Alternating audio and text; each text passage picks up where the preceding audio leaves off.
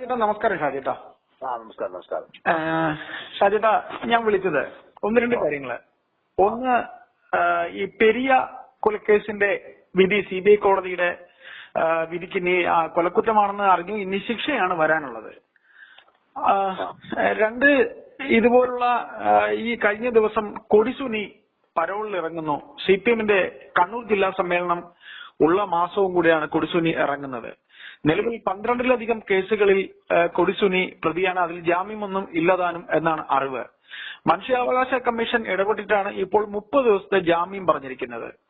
ചേട്ടാ, ആദ്യത്തെ വിഷയവും രണ്ടാമത്തെ വിഷയത്തിലെയും ഒരു രാഷ്ട്രീയമുണ്ട്, അത് ഒന്ന് പറയാമോ? ഇതിനകത്ത് പെരിയ ഇരട്ടക്കൊല കേസ് എന്ന് പറഞ്ഞാല് അത് പാർട്ടി അതുപോലെ പറയുകയും പ്രചരിപ്പിക്കുകയും ചെയ്തിരിക്കുന്നതാണ് ശുദ്ധ അസംബന്ധം, കളവാണ് എന്ന് സ്ഥിരീകരിക്കപ്പെട്ടിരിക്കുന്നതാണ് അതിന്റെ ആദ്യത്തെ ഒരു പോർഷൻ. ഫസ്റ്റ് പോർഷൻ അതാ കളവ്.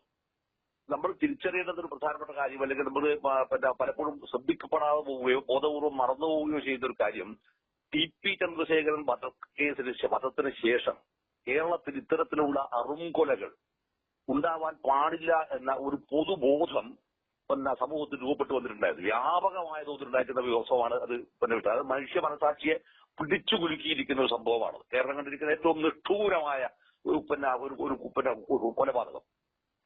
അതിന്റെ രക്തത്തിന്റെ കറയുടെ മണം ഏതാണ്ട് മാഞ്ഞു തുടങ്ങുന്ന ഘട്ടത്തിലാണ് കണ്ണൂരിൽ വെച്ചിട്ട് തളിപ്പറമ്പിൽ വെച്ചിട്ട് ഷുഹൈബിനെ എറിഞ്ഞു കൊല്ലുന്നു ഒരു കുട്ടിയെ. അതും വിചാരണ നടത്തി കൊല്ലുകയാണ് ഒരു വയലിന്റെ അകത്ത് വെച്ച്. ഒരുപക്ഷെ കേട്ടുകേൾവി പോലും ഇല്ലാത്ത മഹാക്രൂരത ഒരു വളരെ ചെറുപ്പക്കാരൻ ചെറിയൊരു കുട്ടിയോടാണ്, ഒരു കോളേജ് വിദ്യാർത്ഥിയെ കൊല്ലുന്നു. അതിനുശേഷം വരുന്നു മട്ടന്നൂരിൽ ഷുഹൈബിനെ കുത്തിമലർത്തുന്നു. ഇത് വരുന്ന ഒരു ചിത്രം എന്താന്ന് പറഞ്ഞാല് തരിമ്പ് പോലും മാറാൻ കൂട്ടാക്കാത്ത ഒരു ലീഡർഷിപ്പാണ് ഈ communist party of India Marxist leadership എന്നാണ്. ഈ ലീഡർഷിപ്പ് എന്തിനാണ് ജനങ്ങളുടെ ചെലവിൽ ജീവിക്കുന്നത്? ഇതാണ് ബേസിക് ആയിരിക്കുന്ന ചോദ്യം. ഈ ചോദ്യം ഇവിടെ മുഴങ്ങി ഉയർന്നു നിൽക്കുന്ന ഘട്ടത്തിൽ തന്നെയാണ് പെരിയ ഇരട്ടക്കൊല കേസിനകത്ത് വിധി വന്നതിന് ശേഷം പറഞ്ഞു അത് പാർട്ടിയെ ഞങ്ങൾ എന്ത് ചെയ്യും, ഞങ്ങൾ മേൽക്കോടതിയെ സമീപിക്കും എന്ന് പറഞ്ഞാൽ ഈ വിധിയെ ഞങ്ങൾ അംഗീകരിക്കുന്നില്ല എന്നാണ് അതിനർത്ഥം. സാങ്കേതികമായി ഈ വിധി കോടതി പുറപ്പെടുവിച്ചാൽ ശിക്ഷ വരുമല്ലോ. ആ ശിക്ഷ വരുമ്പോൾ അത് ഏറ്റുവാങ്ങാൻ അത് വേറെ മാർഗമില്ല, തൽക്കാലത്തേക്ക് വേറെ മാർഗമില്ല. പക്ഷെ അത് ഉണ്ടാകുന്ന ഘട്ടത്തിൽ തന്നെയും ആവർത്തിക്കുന്നത് എന്താണെന്ന് പറഞ്ഞാൽ ഞങ്ങൾ മേൽക്കോടതിയെ സമീപിക്കുന്ന ഇതെന്തിനാണ്? അതായത് ഇതിനകത്തേക്ക് ഒരു പുത്തനായിട്ട് ഇനി ആരും വരാനില്ല. ഈ വരാനില്ല എന്ന ചിത്രത്തിന്റെ മറ്റൊരു ഉദാഹരണം നിങ്ങൾ ഇന്ന് ശ്രദ്ധിക്കേണ്ടത് എവിടെയാന്ന് പറഞ്ഞാല്,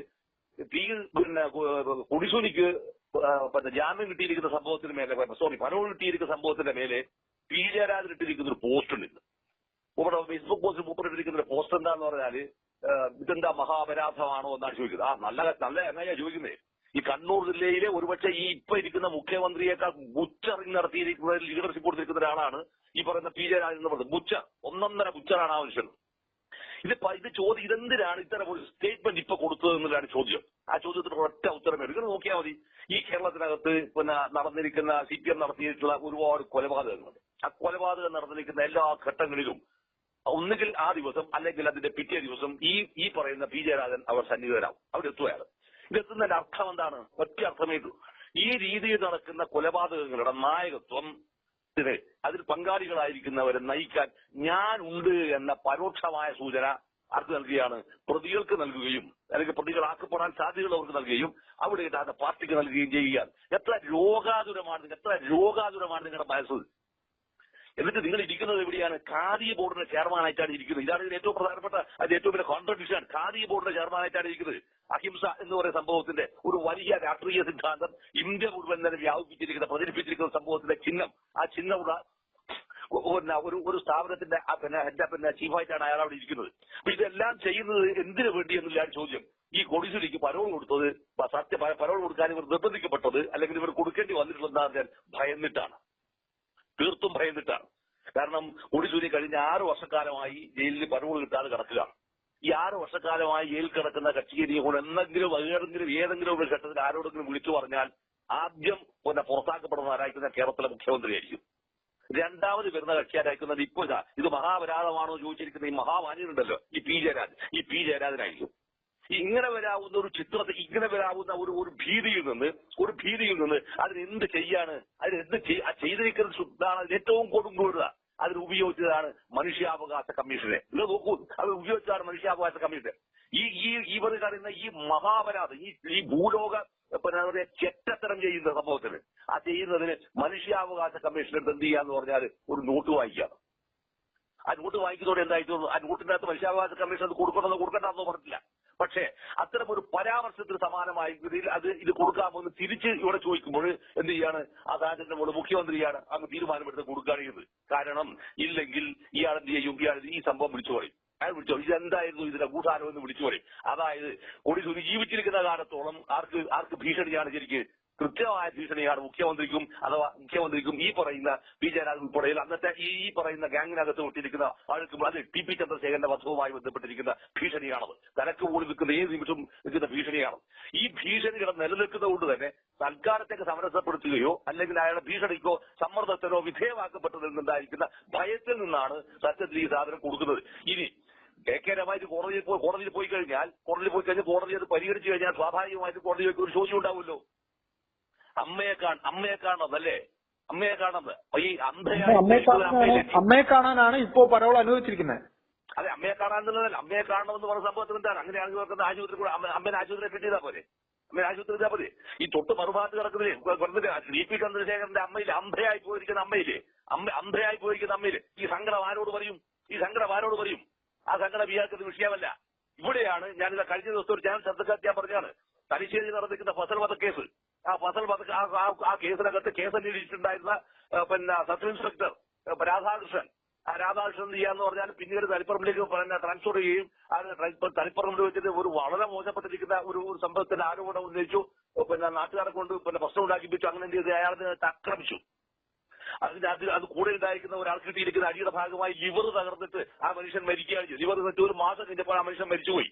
ശരിക്കും അന്നത് വേണമെന്ന് പറഞ്ഞാൽ ആ സംഭവത്തിൽ നമ്മൾ കൊലക്കുറ്റത്തിന് കേസെടുക്കേണ്ടതായിരുന്നു. അതും ചെയ്തില്ല. ഈ മനുഷ്യൻ അവസാനം കോടതിയിൽ പോയി സുപ്രീം കോടതിയിൽ നിന്നൊക്കെ അയാൾക്ക് അനുകൂലമായിട്ട് വിധി വാങ്ങി വന്നു. 10 ദിവസം പിന്നീടുണ്ടായി അയാൾക്ക് പെൻഷൻ കൊടുത്തില്ല.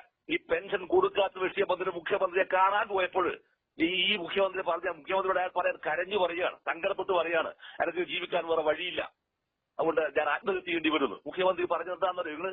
ഞാനത് ചർച്ചക്കകത്ത് പറഞ്ഞത് പത്രത്തിൽ അയാൾ ഈ പറഞ്ഞ രാധാകൃഷ്ണൻ തന്നെ പറഞ്ഞെന്നാല് എന്നാ രാജ്യത്തെ നോക്കിക്കളാം കേട്ടോ. ഇത്തരത്തിലുണ്ടായിരിക്കുന്ന എന്റെ വാക്ക് വളരെ മോശമായി പോയി. ഇത്തരത്തിലുണ്ടായിരിക്കുന്ന ഒരാളെയാണ് ഈ കേരളത്തിലെ ബഹുമാനപ്പെട്ട മുഖ്യമന്ത്രി അടിയിരിക്കുന്നത്. ആരാണ് ഇവർ ഈ മാതിരി നാറിത്തരം പറയാൻ ഇയാൾക്ക് ആരാ അധികാരം അവകാശം കൊടുത്തത്? ആര് കൊടുത്തു ഇയാൾക്ക്? ഇയാളാണോ ഈ കേരളത്തിനകത്ത് നീതി തീരുമാനിക്കുന്ന ഇയാളാണോ? ഇതേ അവസ്ഥ തന്നെയാണ് ഈ പറയുന്ന കൊടിസുനിക്ക് ഒരു പരോൾ അനുഭവിച്ചു കൊടുക്കുന്നു എന്ന് പറയുമ്പോ കൊടുക്കുന്ന 30 ദിവസത്തേക്ക് എന്താ സ്വാഭാവികമായിട്ട് എത്ര കൊടുത്താൽ അമ്മയെ കാണുന്നൊക്കെ പോയിട്ട് 1-2 ദിവസം കണ്ടാ പോരെ അത്ര 10 ദിവസം തന്നെ ധാരാളമല്ലേ? 10 ദിവസം എന്തിനാണ് ഇവർക്കെല്ലാം എവിടെയാണ് സാർ സങ്കടം? ഇവർക്ക് എവിടെയാണ് അമ്മ? അമ്മ എന്ന വികാരം എന്താണെന്ന് ഇവർക്കറിയാവോ ഇവർക്ക്? ഇതെല്ലാം ശരിക്കും പറഞ്ഞാൽ പുറത്തേക്ക് വരാനൊരു വഴി. അതാ ഞാൻ പറഞ്ഞത്, വളരെ അതിനീചമായ ബുദ്ധിക്ക് ഉപയോഗിക്കുകയാണ് മനുഷ്യാവകാശ കമ്മീഷന്റെ. ഷാജിയുടെ ഞാൻ ഇടപെടുകയാണ്. ഷാജിയുടെ ഇയാള് ഇതിനു മുമ്പ് പരോളിലൂടെ ഇറങ്ങാൻ ശ്രമിച്ചപ്പോൾ മാധ്യമങ്ങൾ അറിഞ്ഞ് അതിനൊന്ന് തടവീണതാ. ഇത് വളരെ ഗോപ്യമായുള്ള നീക്കമായിരുന്നു. അല്ല, അത് വന്നാൽ തന്നെ അതിനുണ്ടാക്കുന്ന വലിയ ബുദ്ധിയാണ് ഈ പറയുന്ന സാധനം മനുഷ്യാവകാശ കമ്മീഷൻ. അതുകൊണ്ടാണ് ഗോപ്യത്തേക്കാൾ പ്രധാനം എന്താണെന്ന് മനുഷ്യാവകാശ കമ്മീഷൻ എന്ന് പറയുന്ന ഒരു വലിയ ജനാധിപത്യ സംഭവം ഉണ്ടല്ലോ.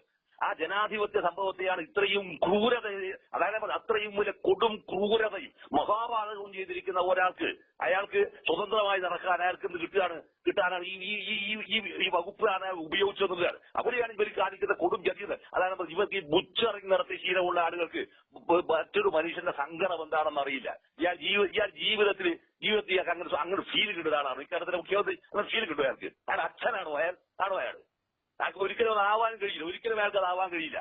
ആവാൻ കഴിയുന്ന പണി എന്താണ്? ഈ മാതിരി ഈ സമസ്ത വൃത്തികേടുകൾ ചെയ്താൽ. കാരണം അതിന്റെ പ്രധാനപ്പെട്ട ഘടകം എന്താണെന്ന് പറയുന്നത്, അയാളുടെ വളർച്ച എന്ന് പറയുന്നത് ഈ കുഞ്ഞുനാളിലെ കുട്ടിക്കാലത്ത് എല്ലാ ആളുകൾക്കും തന്നെ സ്വാഭാവികമായിട്ടും അതിന്റെ കാര്യത്തിൽ ഒരുപാട് പരിമിതി. ഇയാൾ അത്ര പരിമിതിയുടെ വളരെ പരിമിതമായ അവസ്ഥയിലാണ് ഇയാളും വളർന്നത്.